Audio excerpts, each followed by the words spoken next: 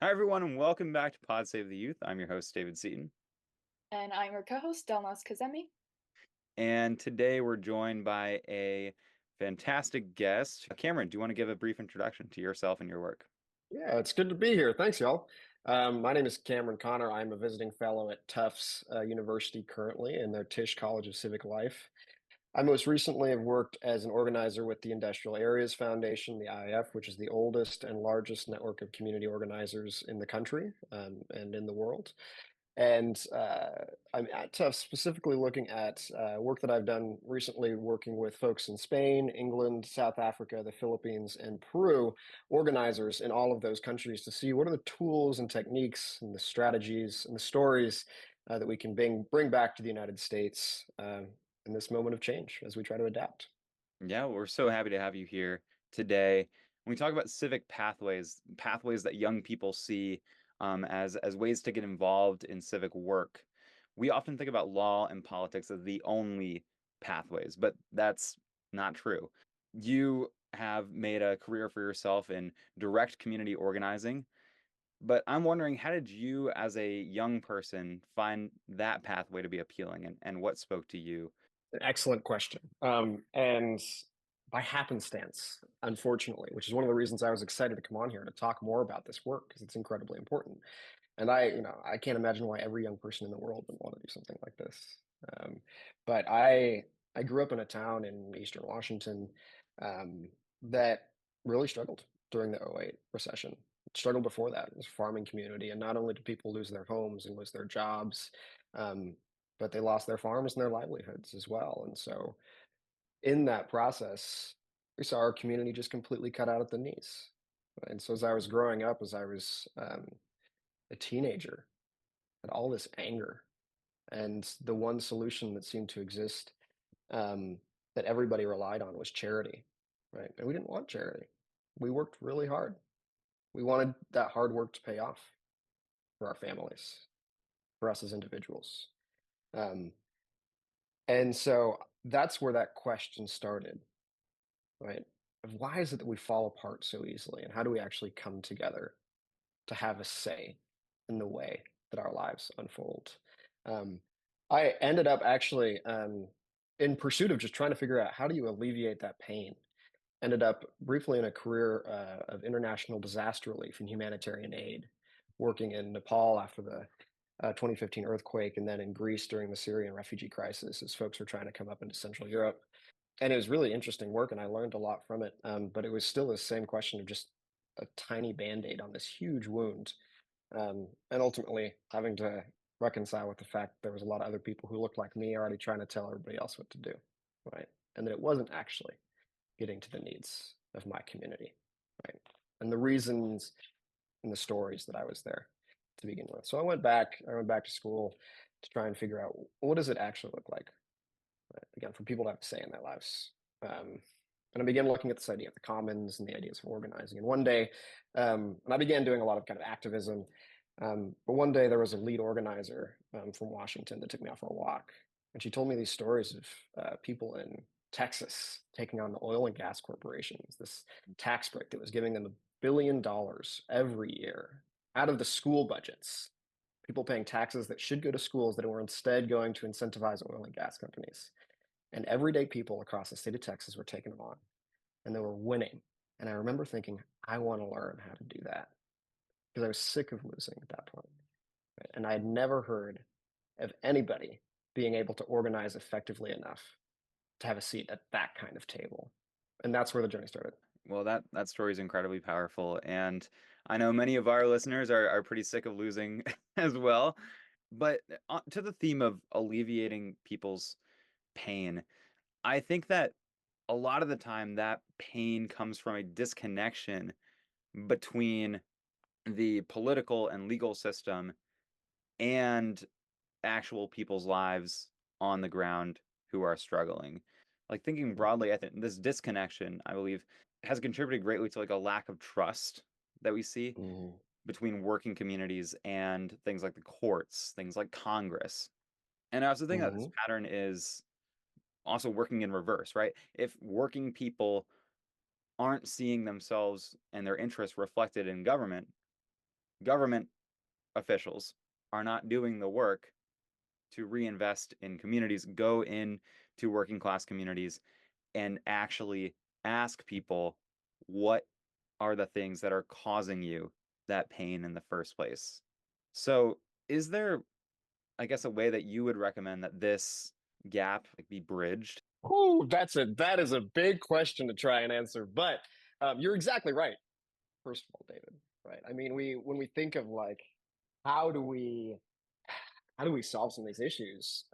The answer is by we build power for people, right? And oftentimes when we talk about power, we have this really negative connotation of it, right? We think of the Lord Acton quote: Mhm. "Power corrupts," or the actual quote is "Power tends to corrupt," and it's Lord Acton talking about papal infallibility, which is a good example.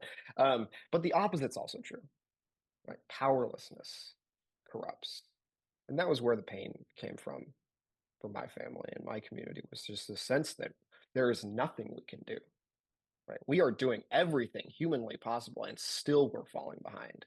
And so the question mind organizing is, how do you actually get people to come together so that they, we talk about power in two forms: organized people and organized money, right? How do you get people to come together so that they have enough of both of those forms of power to actually be able to affect the people who are making decisions around the pressures that are impacting them?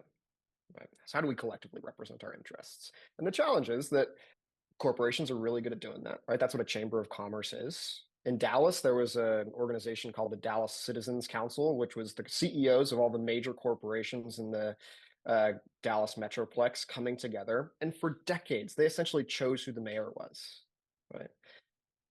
We very rarely figure out how to do that as individual people, right? Outside the stories of unions, outside the stories maybe the civil rights movement. Um, we think that change comes about by coming together, maybe protesting and saying and calling out injustice, which is an incredibly important thing to do. But then you also have to go and say, no, actually, how are we going to build an organization that itself will last decades to ensure that people, no matter what the issue is, people will always have a seat at the table, right? So, for an example, I was last working in Western Michigan in Grand Rapids, and working with the IAF affiliate organization there, which is one of the newest in the network. And it's composed of member institutions, right? So it's not like Sierra Club or Greenpeace or the NRA, which is individual members, but instead it's institutional members. So churches, schools, unions, neighborhood associations, collectively representing almost 20,000 people in Grand Rapids. And the challenge was, it was right before the election, going out and engaging people to go out and vote, but not telling them who to vote for, right? Not telling them even to go vote, but instead asking, what's going on in your life? What do you care about? What do you care about enough to actually go vote? What are the pressures affecting you? And story after story came out, not about these grand political issues necessarily, but traffic safety in the community. Came out about the need for youth programs so that kids would have a place to go between when school ended and their parents were home from work. This was the lowest voting precincts in the entire area, right? And people wanted a place for their kids to go and be engaged in their community. And there was also a lot of problems with gang violence that they were getting sucked into.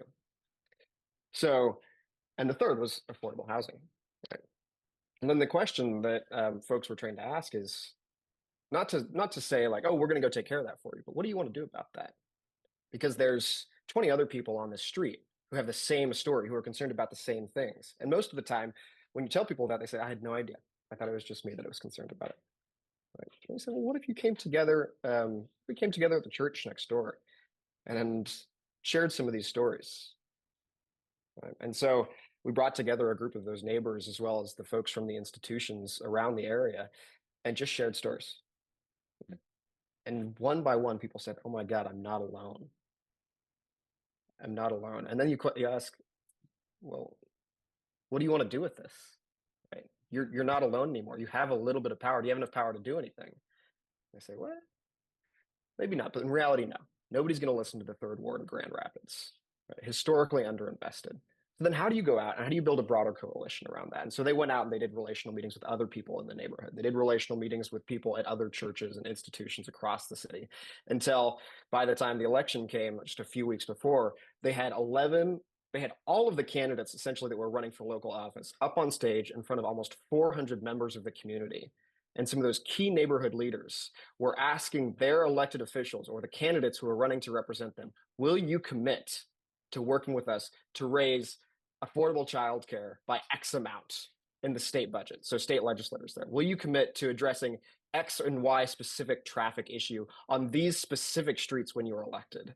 Yeah, and will you commit to meeting with us as a collective constituency within the first 45 days of you being in office to make sure you actually do these things? And not only were the candidates blown away because they'd never had that level of accountability before, but people walked out of that room saying, I have never seen anything like this in my life. I have never been listened to like this, and I feel like I have power. That's how you get back at that issue of powerlessness corrupting. That's how you build power. And so as a result of that, they took on this, there was huge development going on in downtown Grand Rapids. They were two of the wealthiest families in West Michigan were asking for $600 million to build and develop luxury condos along the banks of the river. And they were contributing almost nothing to affordable housing, right, out of the entire project. And so a group of the neighbors who were concerned about affordable housing, along with other leaders from Together West Michigan, went down and just asked, they said, is this really the best use of our taxpayer dollars? Just I want to raise that question.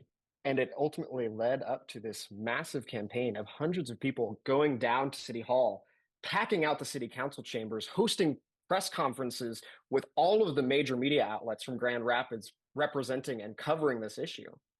And one of the city council members told us the day afterwards, she said, this has never happened in the city before. And now for the very first time in my history as a politician, we are in a position where we can actually negotiate with developers. Because previously the politicians, the city council, your representatives, have never actually had enough power to push back on these billionaires who essentially run the city. And now for the first time we do, because we have enough organized people to do it. And so the result was we ended up getting an additional $20 million invested in out of this project that they committed to investing in women and minority-owned businesses in the areas that we were working. That's something that would never have happened. $20 million. It's a huge story of people winning. So you ask, how do we make people feel like they can actually do something again? The constant challenge we faced, we were going out and knocking doors and asking people, what are the challenges facing you? As they said, like, we'll tell you, but we don't think anything's going to change. We've told politicians, they never do anything. And so that's why you ask and said, well, what are you going to do about it? And then slowly, as they begin learning how to do something about it, they say, okay, maybe we can take on a bigger fight. Maybe we can do something about this. Maybe we can actually hold our elected officials accountable in a way that we didn't think was possible before. That is the most beautiful part of this work, is seeing people grow and actually feel like they have agency. Yeah, no, one thing that was really beautiful to me that you mentioned was how whenever you're speaking to the people, you took out the partisanship out of it, a lot of the clutter almost, I want to describe it as, that we hear these days when it's surrounding civic issues, and you really ask them what is going on in your life. Because I think something that I encounter, and I'm sure all of us have encountered, is when you talk to anybody about politics, I'm not talking about people who are active organizers, I'm talking about like your neighbor next door. Whenever you bring up anything political to them, they shut the door almost, figuratively, sometimes literally. Sometimes literally, yeah, exactly. So I just thought how amazing it was that you shared your story about how whenever you take out all of those very fiery words that are sometimes surrounding politics, and you really ask people, what is your story? What is going on? They are willing to share, and they're not afraid to voice their opinion. And I thought that was great. One thing I wanted to ask you is, did somebody approach you in this way? How did you think of this specific method to approach individuals who may have otherwise not spoken to you? So this is essentially deep canvassing, right? The idea of deep canvassing is to have a conversation. In organizing, one of the most fundamental tools you learn or skills you learn is how to do a relational meeting, how to do a one-on-one, which is just you and one other person sitting down and having a conversation and trying to understand, what does this person care about, right? And could we work together on something? And you don't do that by telling them, hey, here's what you should care about. the kind of line that always sticks with me is you always want to pay more attention to their interests than to your agenda. Because Mm, sometimes you'll come across really fascinating people who maybe you want to work with in the future. And maybe they're not the person to work with right now because there's a divergence. But the other, maybe it's not, they're not interested in the maybe the campaign you're working on at the moment, whatever that might be. But on the other hand, if you find somebody who's really talented and has a lot of energy and they're curious and they're angry, then maybe you know somebody else who actually shares some of those interests and you say, let's come together. And do you want to do anything about it? Right. An organizer's job is never to lead the pack. Right. An organizer's job. And Ella Baker, who is an incredible organizer in Mississippi. And if you haven't read the book, I've Got the Light of Freedom by Charles Payne. It's up on the mantle there. Highly recommend it. But in there, she talks about the job of a leader is first and foremost to develop other leaders.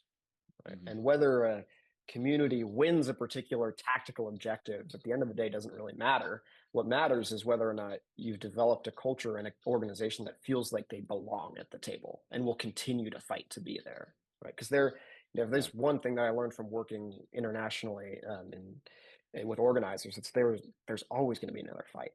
I also would say though that I think right now just the thought of having a lot of those conversations can be really hard to imagine for a lot of people. Maybe it's just me in my liberal bubble here in Boston, but from what I hear a lot in the news, on social media, what I see is that when people talking about working class communities, and talk about the politics of resentment, right? And they talk about people who are struggling in their own lives and want to have someone to blame. And I don't know if that's 100% true, but I know that it is incredibly difficult, no matter where, how, and with whom you're organizing with, to unite different groups who have a fraught history with one another. So how do you bridge those gaps in Mm, your meetings and come up with a shared agenda that you want to pressure the politicians on? that is why you sit down and you tell stories. Right? It's very difficult to argue with somebody's story. That's why at the heart of this is relationships. Right? It's not transactional. It's not, I will go and canvas for you X number of hours. It's what do you feel? Where is your interest and what do you want to see changed? And I want to push back on something you said. This isn't just working class communities. This is something that affects all of us, right? And we build broad based organizations across race, class, language divides for precisely the reason that none of us can actually do this on our own. If we are going to build power, we need to do it across those lines. And organizing in this particular kind of method is one of the few places I've actually seen it work. So in Dallas, for example, I worked in a really large Catholic congregation, Catholic organization, Catholic church that was a member of our organization, and it was in a primarily or formerly white working class neighborhood.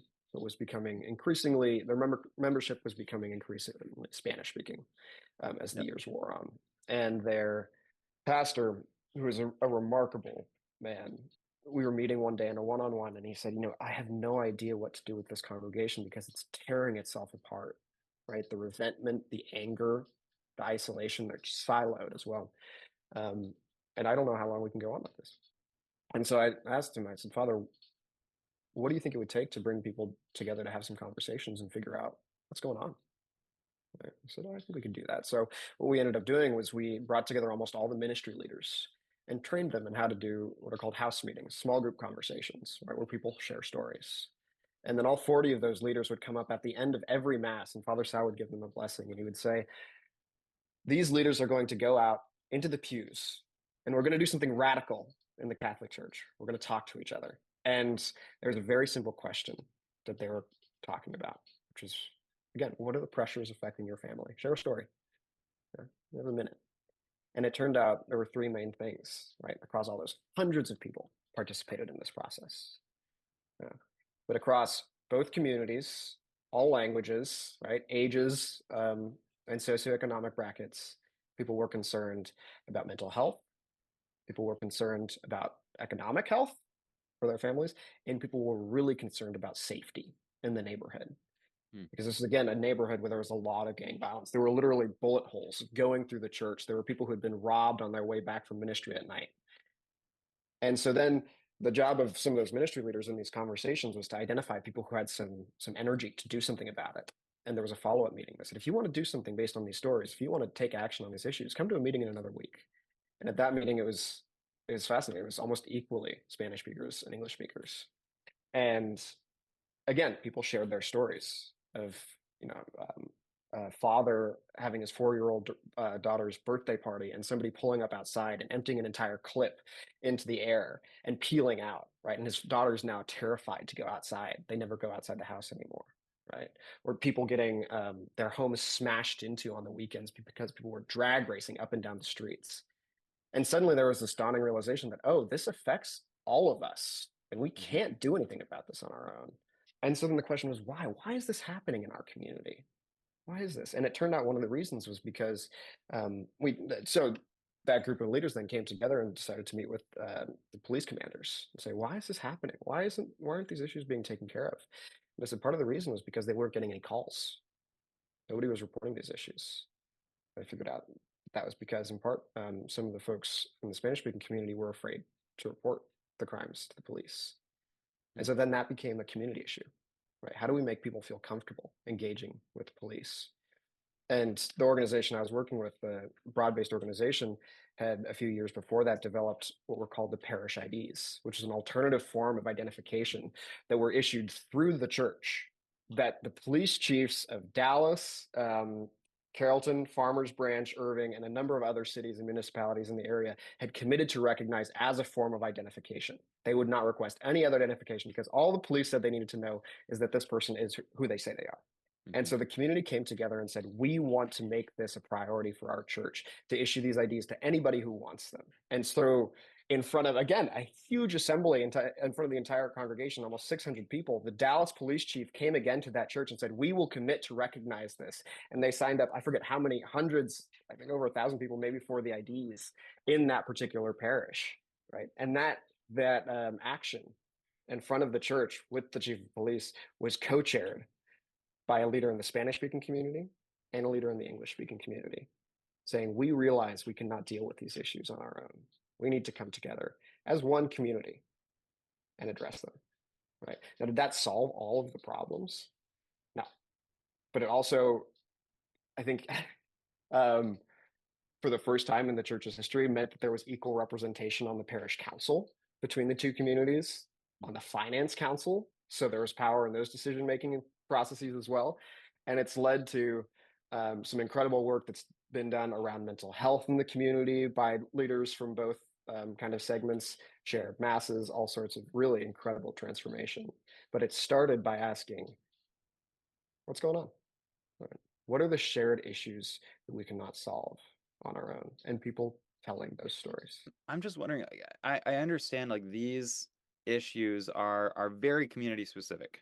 Because of that, how do you think it's possible for a national or a statewide political candidate to actually make a set of policies that will address everyone, or should candidates work to listen to each individual community and kind of tailor more of their policies to fit the needs of individual places? Well, in my experience, right, all organizing is just a method of training, of teaching, right? So you take on local fights because they're easier sometimes, and it's a great way of developing leaders, right?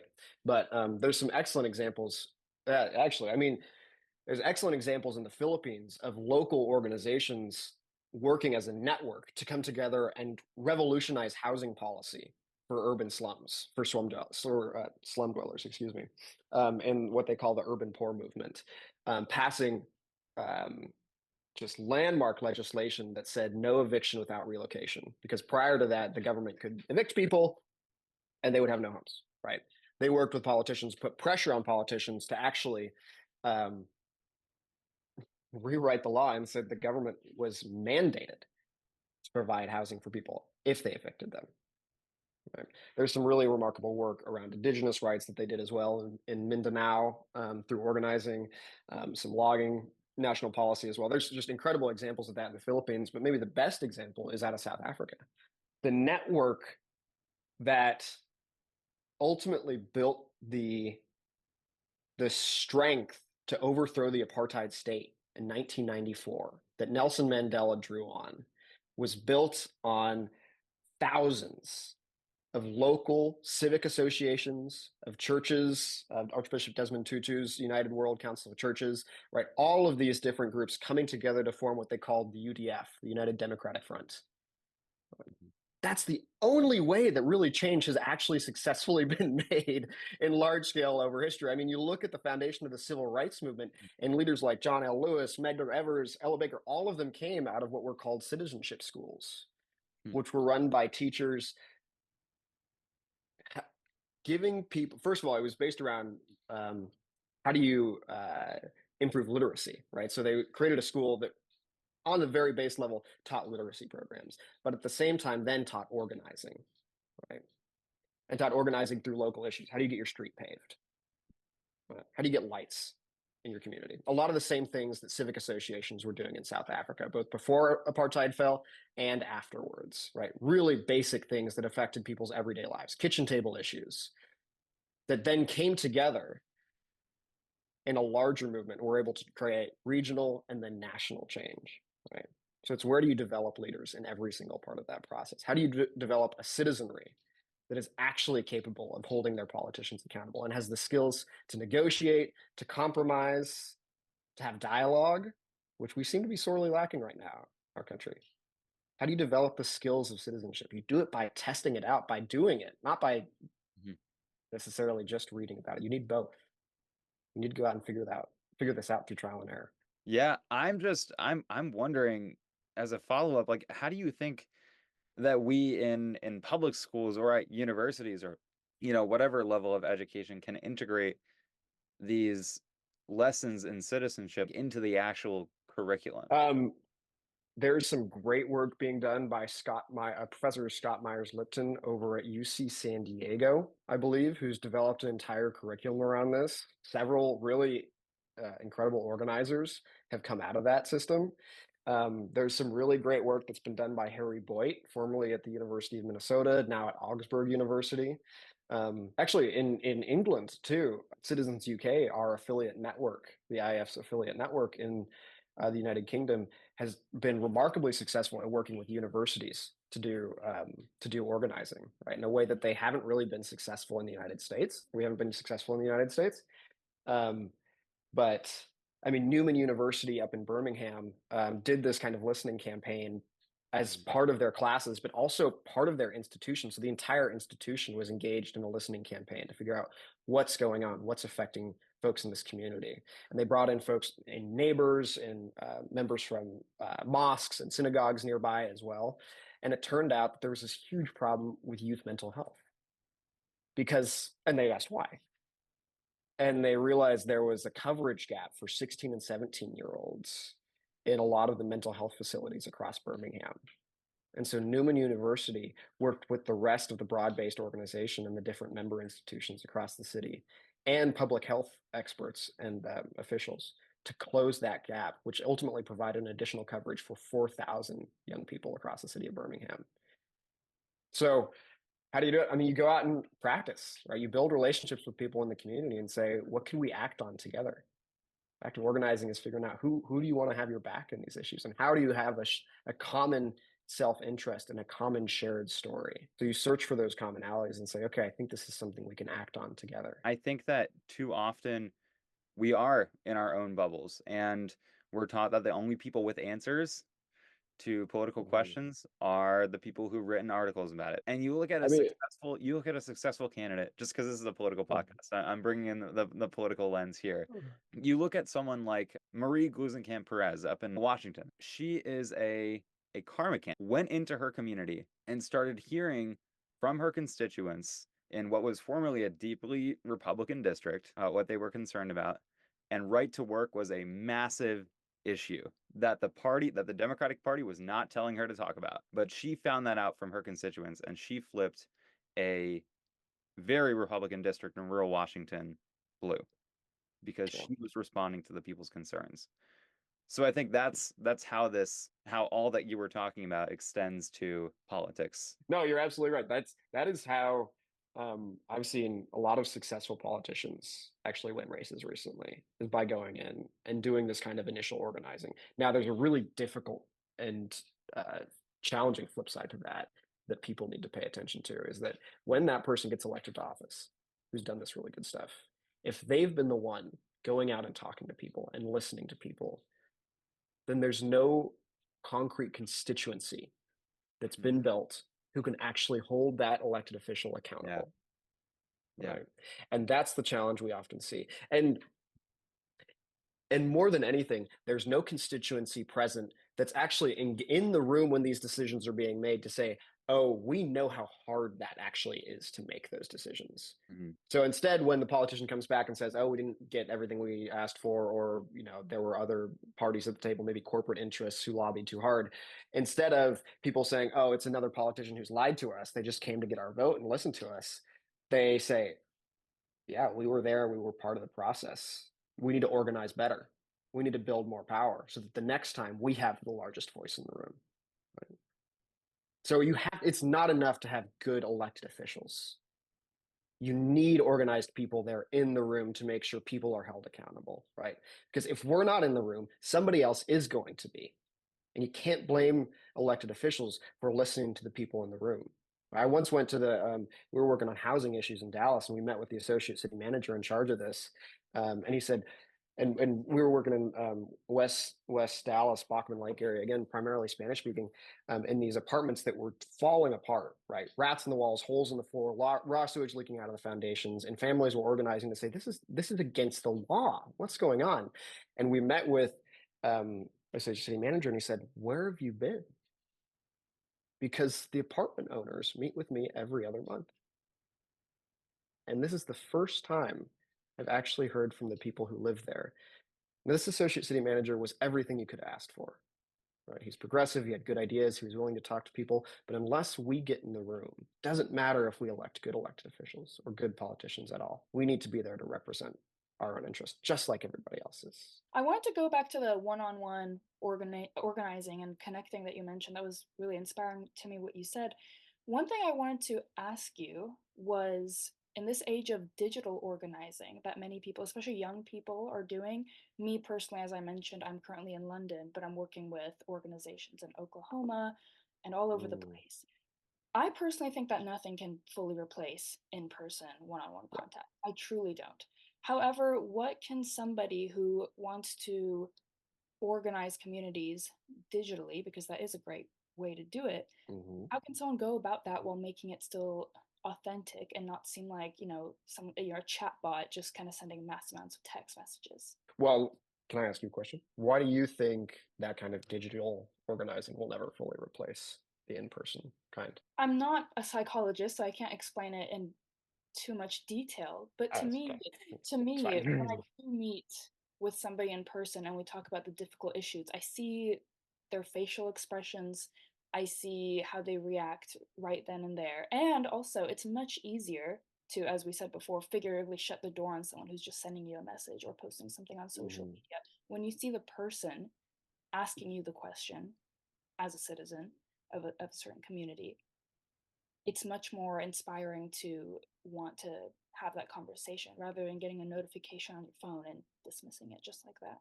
Yeah, I mean, it sounds like what you're saying, which I'd agree with, is the really important part of sitting down face to face with somebody is that you can begin to build trust.